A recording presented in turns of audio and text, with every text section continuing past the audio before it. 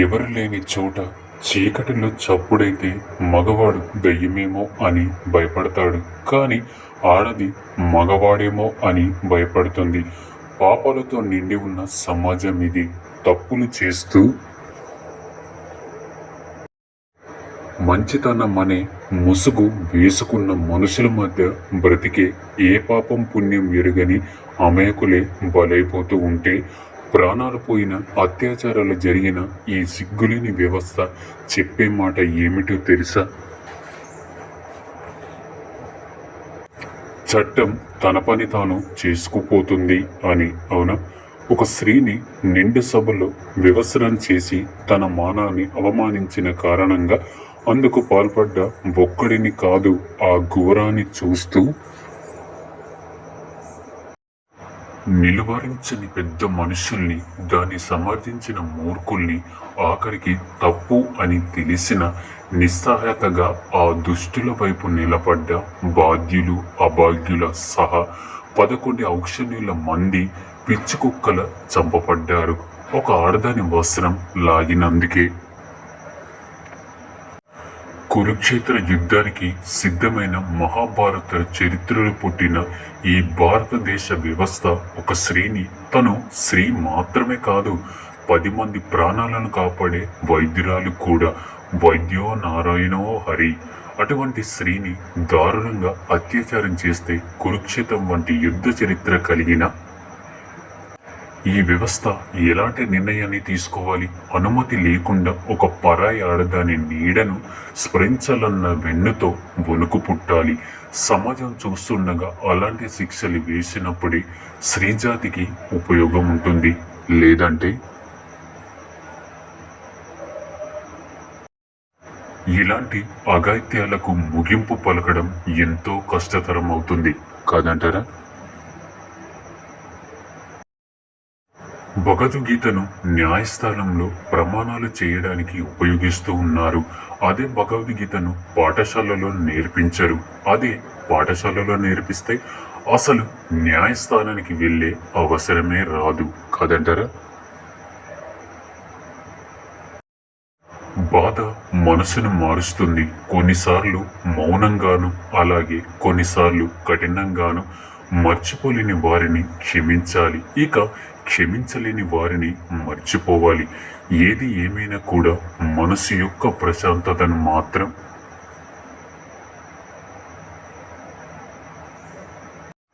దూరం చేసుకోవద్దు.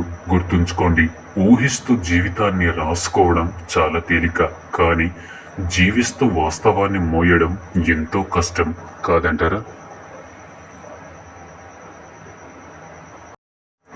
ఒక్కోసారి మనం కొన్ని పరిస్థితుల్లో ఇరుక్కుపోతాం, అవునా? అప్పుడు అనిపిస్తూ ఉంటుంది కొత్తగా మనం ఏదైనా చేద్దాం అని. కానీ చెయ్యలేని పరిస్థితి. ఎందుకంటే మనం కొన్ని సాంప్రదాయాలను పాటిస్తూ ఉంటాం. ఆ సాంప్రదాయాల్ని అతిక్రమించడానికి అంగీకరించలేము. మనసులో పుట్టే ప్రశ్న ఒక్కటి, నలుగురు ఏమనుకుంటున్నారో ఏమో అని. అవునా?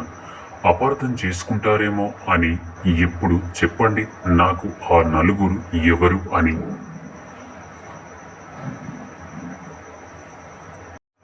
మీరు జన్మించినప్పుడు ఈ నలుగురు ఎక్కడున్నారు? మీరు ఏదైనా కఠిన సమస్యలు చిక్కుకున్నప్పుడు ఈ నలుగురు ఏమైపోయారు? వాళ్ళు ఏమైనా చేశారా? లేక మీకు ఎదురైన సమస్యల్ని మీరే పరిష్కరించుకుంటున్నారా?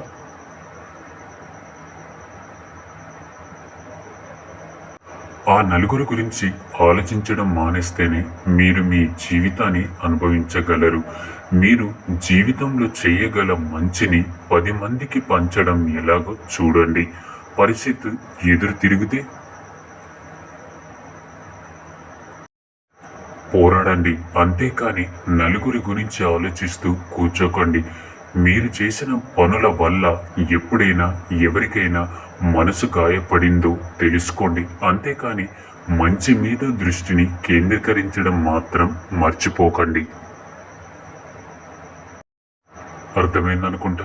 ప్రశాంతతను దూరం చేసే ఏ పరిచయమైన ఒక గొప్ప అనుభవమే.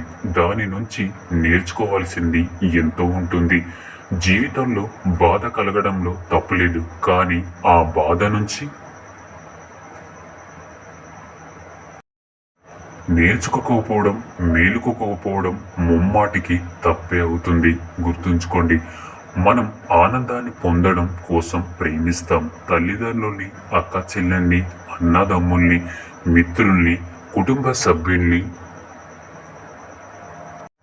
ప్రేమికురాల్ని అందరూ మనతో బంధాన్ని కలిగి ఉండాలని, మన సమీపంలోనే ఉండాలని మనం ఎప్పుడూ కోరుకుంటాం. కానీ మనుషులకు ఒక గుణం ఉంటుంది. ఏదైతే ప్రాప్తి చెందుతుందో దాని యొక్క మూల్యాన్ని అర్థం చేసుకోలేరు. ఒకవేళ మీ ఇంటి దగ్గర ఒక తీయని సరోవరము లేక ఒక అందమైన నది ఉంది అనుకోండి.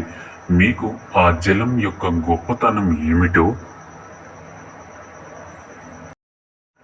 అర్థం కాదు. అదే మీరు ఒక ఎడారికి వెళ్ళి చూడండి, మీకు అప్పుడు తెలుస్తుంది ఒక్కొక్క చుక్క గొప్పతనం ఏమిటి అనేది. సుఖంగా ఉన్న క్షణాల్లో కూడా మన వాళ్ళని గుర్తు చేసుకోవాలి. ఇక దుఃఖ సమయంలో మనకు మనమే దూరంగా వెళ్ళిపోవాలి. ప్రేమించడం ఇంకా కలిసి స్మరించుకోవడం, ఇదే కదా జీవితం. ఇంకా ప్రేమ యొక్క వాస్తవిక మూల్యం కాదంటారా? కేవలం ఒక నీటి బిందువుగా మాత్రమే చెప్పబడుతుంది. మిగతా బిందువులతో కలిసినప్పుడు మాత్రమే అది సాగరంలా మారుతుంది. ఒక ఒంటరి పత్రమును పత్రమని మాత్రమే అంటారు. అది మిగతా పత్రాలతో కలిసినప్పుడు మాత్రమే గ్రంథం అని పిలువబడుతుంది. ఒక ఒంటరి దారము మిగతా దారాలతో కలిసినప్పుడే ఒక వస్త్రం తయారవుతుంది. చాలా ఎక్కువ ఇటుకలు అది మిగతా పత్రాలతో కలిసినప్పుడు మాత్రమే గ్రంథం అని పిలువబడుతుంది. ఒక ఒంటరి దారము మిగతా దారాలతో కలిసినప్పుడే ఒక వస్త్రం తయారవుతుంది.